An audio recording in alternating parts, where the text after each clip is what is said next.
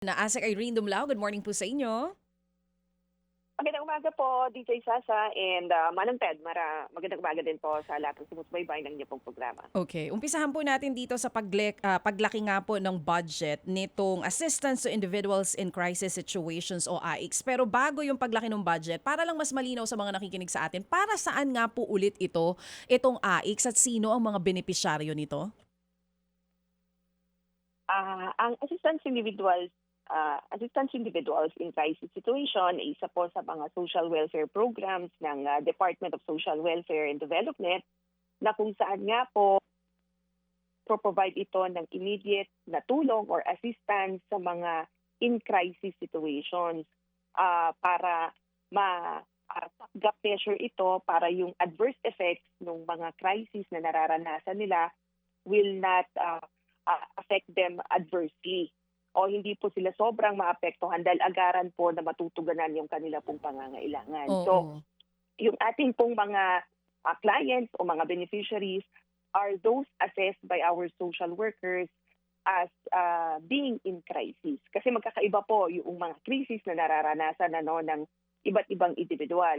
Sa isang pamilya, yung pagkakasakit po ng isang miyembro ay maaring magdulot ng krisis sa kanila, especially kapag exhausted po yung kanilang resources, wala pong mga support services and no other external resources are available. Gayun din po, yung pong pagkamatay ng isang miyembro ng pamilya, especially kung breadwinner po iyan, ay talaga namang makakapagdulot ng krisis sa isang individual. It could also be kapag ang isang individual ay nakaranas ng pang-aabuso.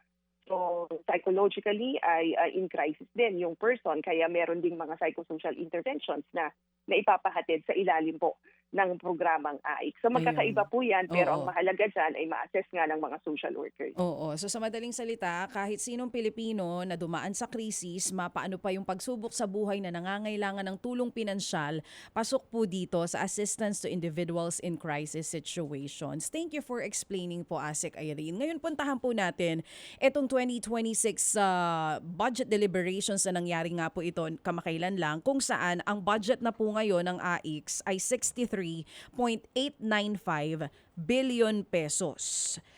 Gusto lang po naming malaman, ano yung pinakamalaking dahilan po ng ahensya kung bakit lumobo po sa ganito kalaki yung AICS budget po natin?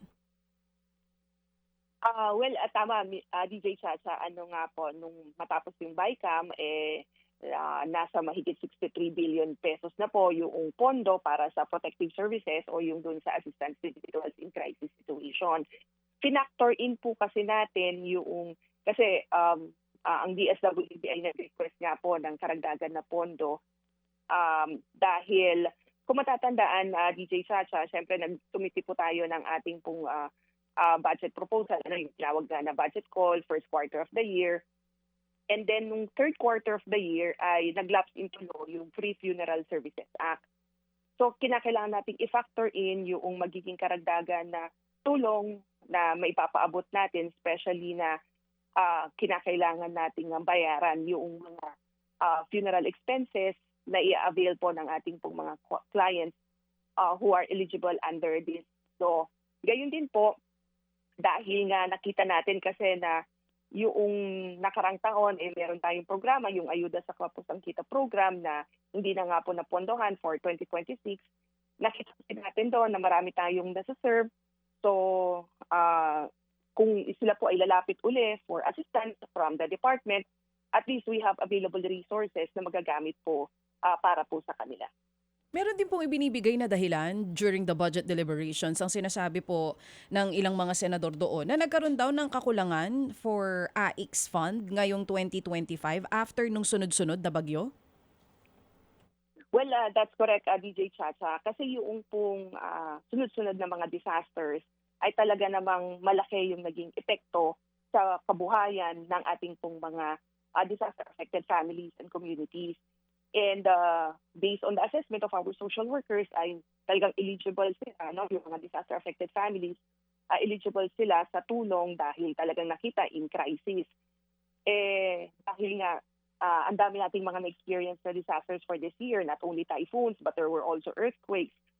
So, yung pondo po natin na immediately na ipoprovide sa mga kababayan nating na apektuhan ay nagkukulang kasi araw-araw meron din tayo mga siniserve sa ating pong mga opisina na mga ibang individuals and families in crisis. So, medyo nagkaroon ng kakulangan sa mga resources because even if meron tayong quick response fund na nagagamit din natin for immediate relief activities, ay nadideplete din yon. So we had to request several times from the DBM for its replenishment.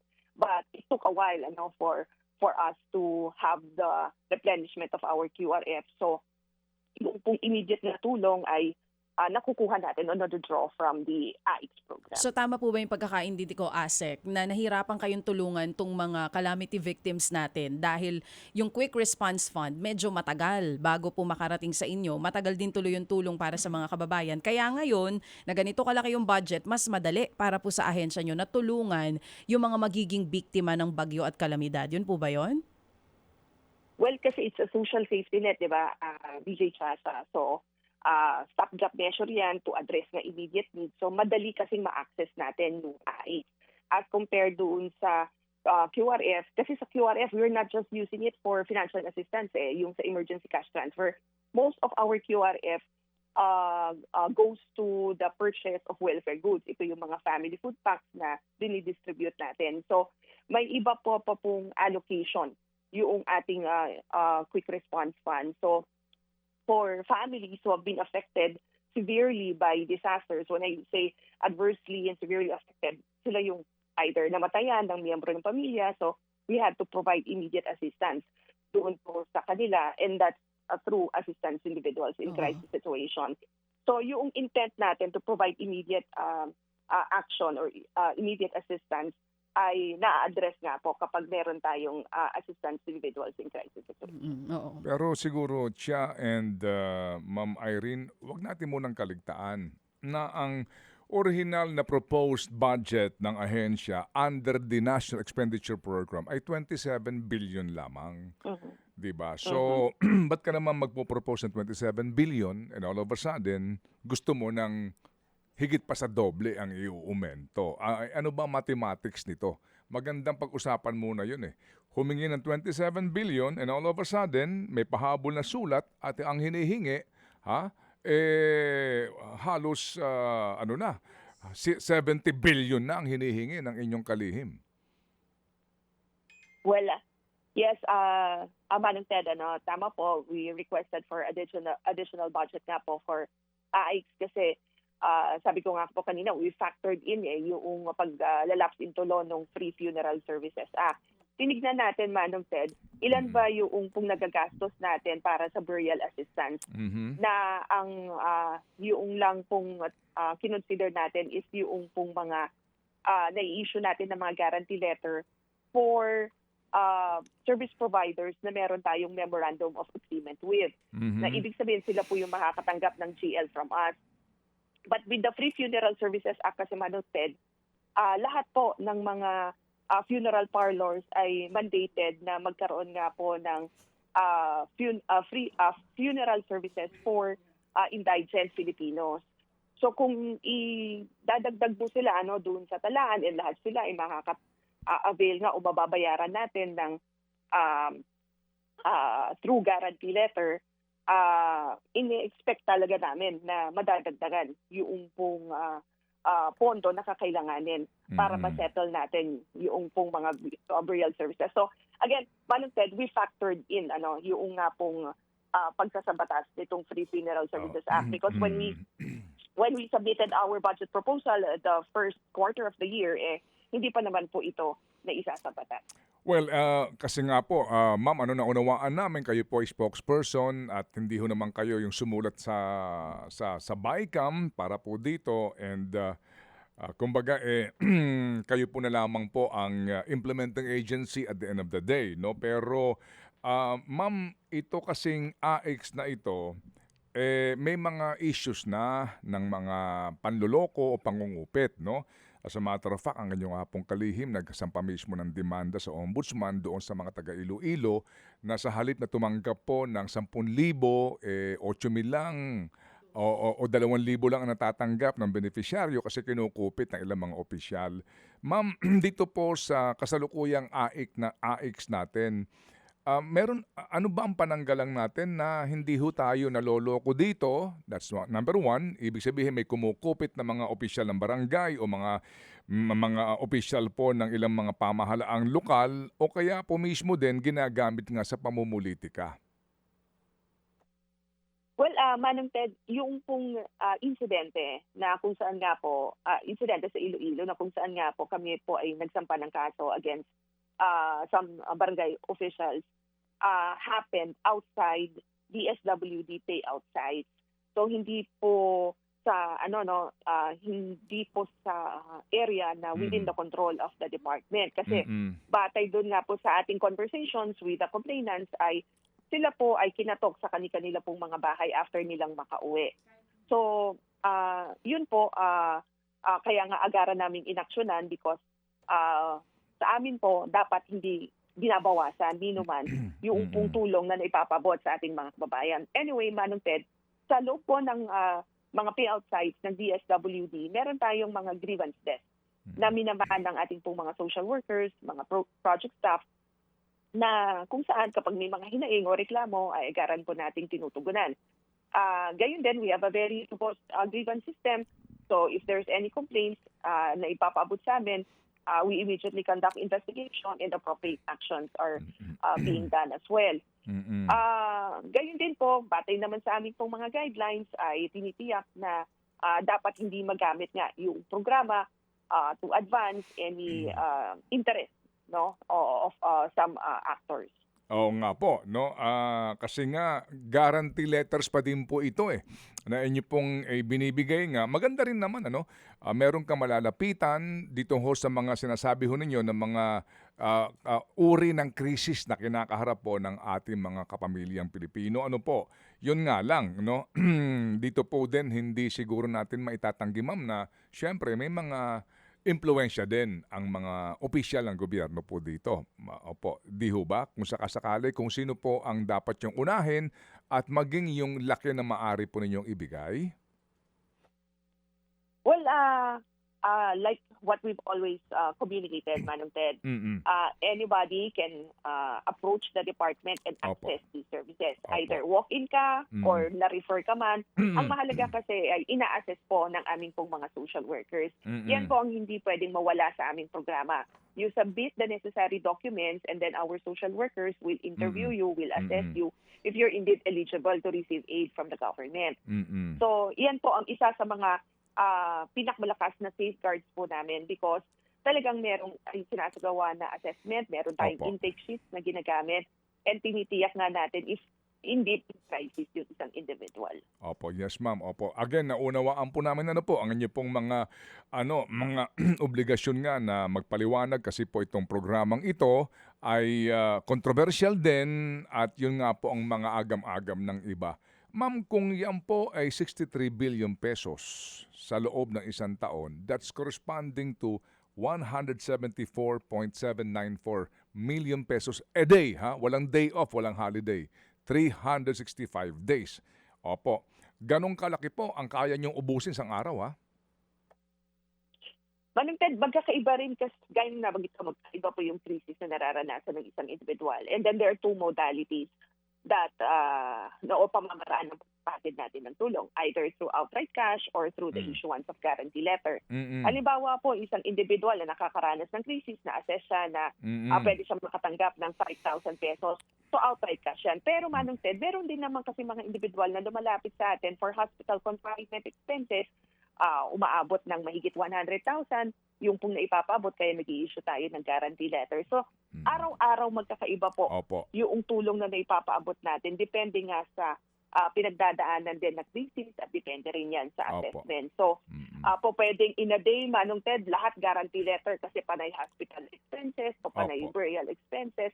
So, it really varies. Opo, yung nga po, over and above itong MAIF, yan, meron pa ho tayo ditong AIX na pwede rin pong lapitan para sa mga hospital bill.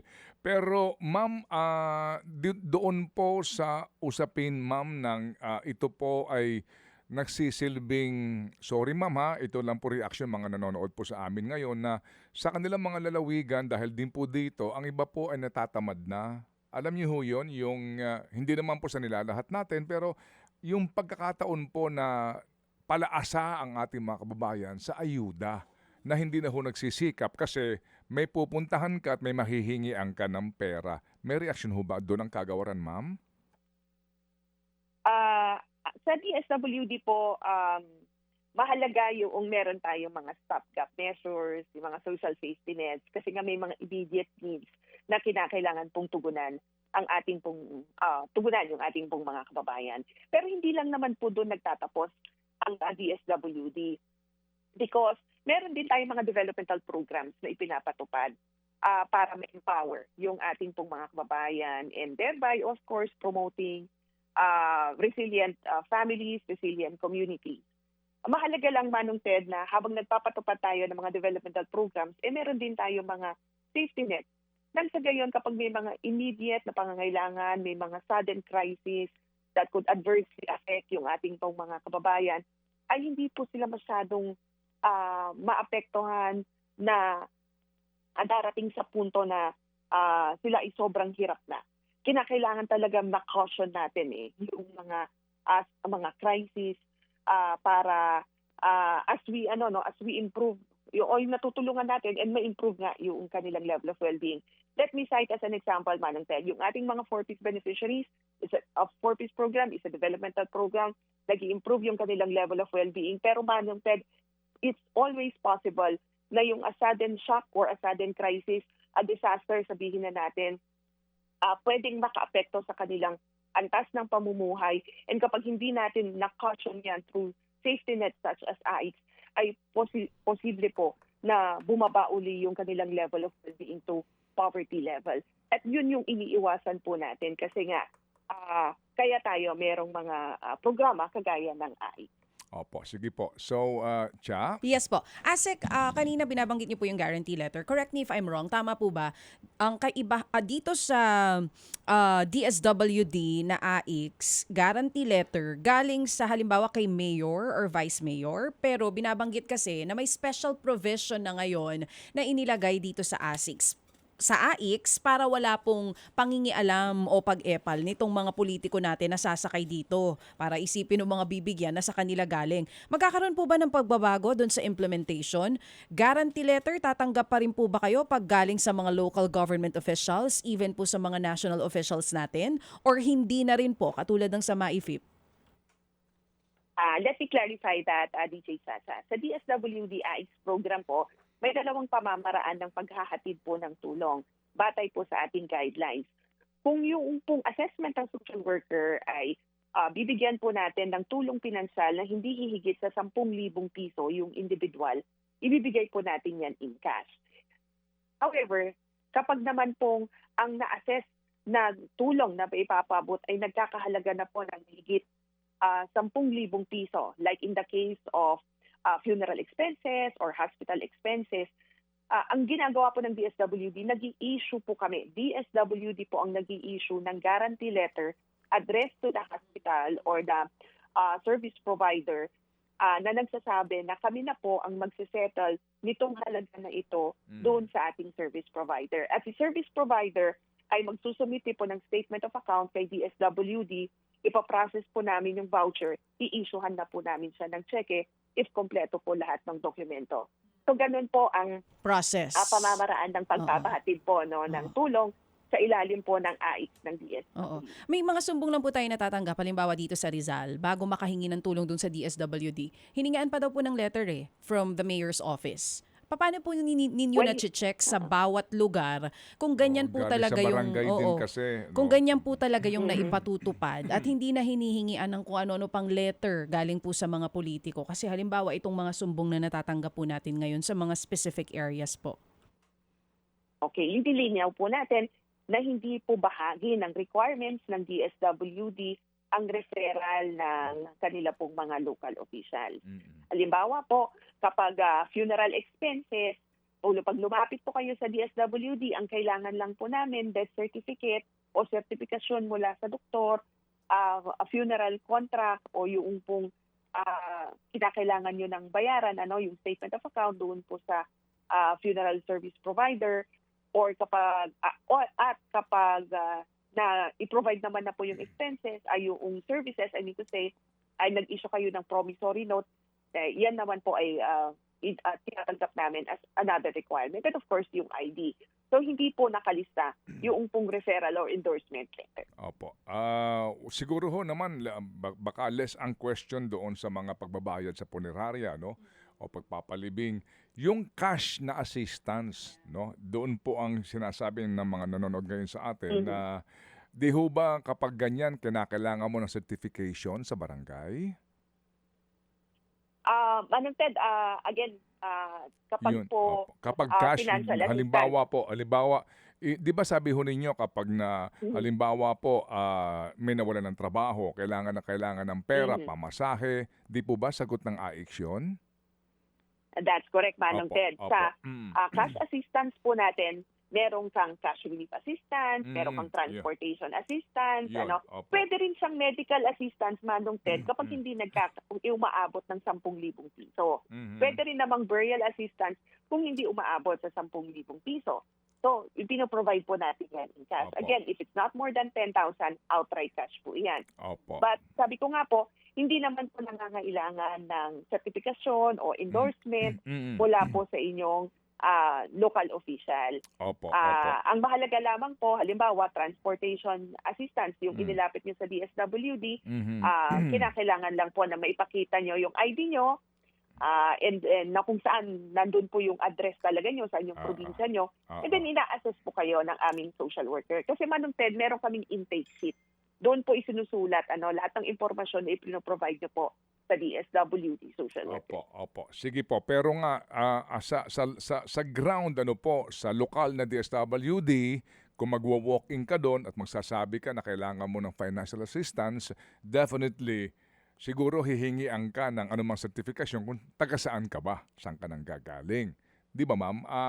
Hindi naman siguro din medyo pabaya yung social worker doon na siya ho namang mag-aaral sa case study natin na agad-agad magbibigay ng wala pong mga preba kung saan ka nakatira.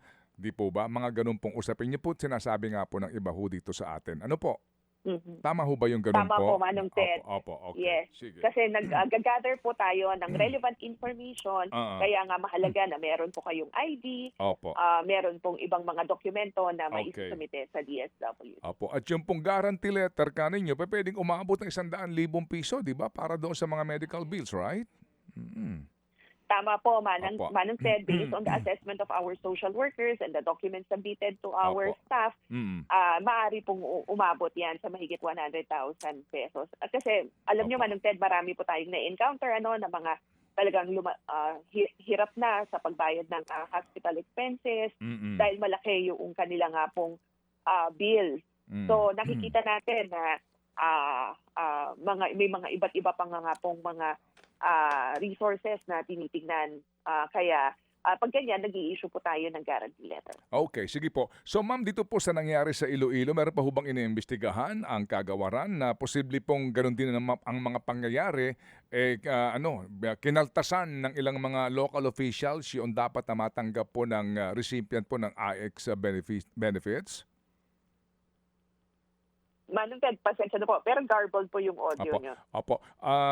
After itong Iloilo po na mga kaso, meron pa bang iniimbestigahan po ang kagawaran na similar cases po ng binawasan ng mga lokal na opisyal yung dapat na matanggap na beneficio from AIX? Hello, ma'am? Well, Opo. yeah. Oo. Manong Ted, medyo garbled po kasi yung audio nyo. So, hindi po Meron, klaro sa atin, Manong Ted. maliban po ma'am sa Iloilo na kaso, meron pa hubang ibang mga lugar ngayon na inimbestigahan po ang kagawaran na meron din pong ibinawas doon sa dapat matanggap ng AIX beneficiary? Well, Manong Ted, kung matatandaan mo, last year, meron din tayong similar instance. Yung pong buntis na ina na nag-post nga po sa social media na sinabing nabawasan po yung kanyang tulong pinansyal. Yan din po ay kinasuhan din ng DSWD. Currently, meron din po kaming mga isnasagawa na mga investigasyon pa. May case build-up din na ginagawa po sa aming pong region, Field Office 6. And ito ay after nga po na matanggap natin yung mga naunang reklamo dyan nga po sa Iloilo. So again, that's something that we're currently working on. Okay, sige po. So kami po iaantabay ano po ma'am dito po sa development na ito na mas higit pa sa doble ang ibinigay po ng BICAM sa hinihingi po actually ng DSWD sa original na proposed budget po ninyo for AIC. Salamat po sa paliwanag, Ma'am Asek. Maraming salamat din, Manong Ted, sa pagkakataon. Magandang umaga po sa inyo. Thank you. Mga kapatid, brothers and sisters, saan ka pa? Dito na tayo sa totoo. Dito na tayo sa True FM. Mga kapatid, mag-subscribe and follow po kayo sa social media accounts ng True Network PH. Yan po kami, hanapin nyo lang True Network PH, Facebook, Instagram, YouTube, TikTok, and podcast.